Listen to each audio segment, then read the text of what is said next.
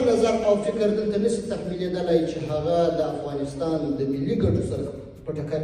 دوبۍ کې د ملا یعقوب تازه خبرې وایي هیڅ چاته د نظم د اخلال اجازه نه ورکو. نور یې له خپلې خولې واورئ او چینل سبسکرایب کړئ. محترمو حاضرینو، محترمو افغانانو ورونو، په لیدو مو یقینا ډېر زیات خوشحاله شوم.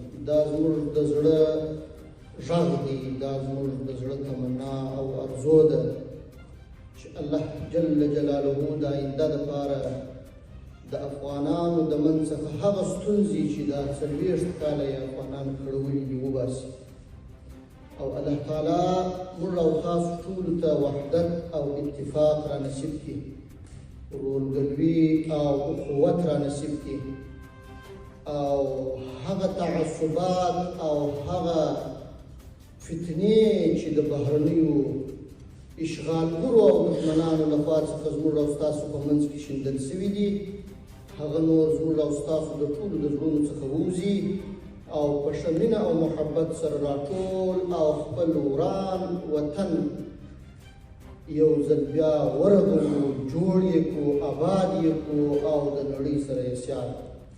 پردي خلک زموږ او ستاسو وطن نسي راته جوړولی، دا ثابته خبره ده. تاریخونه شاهد دي چې هر پردی راغلی دی و افغانستان ته یې بدمرغي، جنجالونه، ستونزې، مشکلات راغلی د آبادۍ په نامه دی،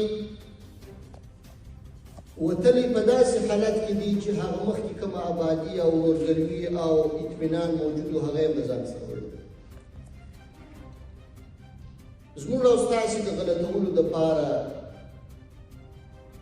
نمایشي برنامې لري، نمایشي کارونه یې کړي دي، اما یو داسې اساسي کار چې هغه د افغانستان آینده 100 کاله پرمختګ یوسي، یا مثلا د آینده دپاره هغه افغانانو ته پاتې وي، داسې یو کار دوی نه دی کړی. که بعضې مواردو کې کارونه سوي هم خپلو افغانانو کړي، نو پردیو ته باید انتظار ونه کړو او خپل وطن په خپله جوړ او دې ته ژمن سو او متحد سو چې زه خپل توان او خپل واس د خپل وطن په جوړولو کې خامخا مصرفوم. تاسې ګورئ افغانان نن پوهان لرو، انجینران لرو، بیا هم موږ او تاسې محتاج یو چې پر یو سرحد او یو دروازه باندې سره د هر قسم ذلت تیر سو او هر قسم مشکلات وګالو، او ځکه یو مجبوریت دی.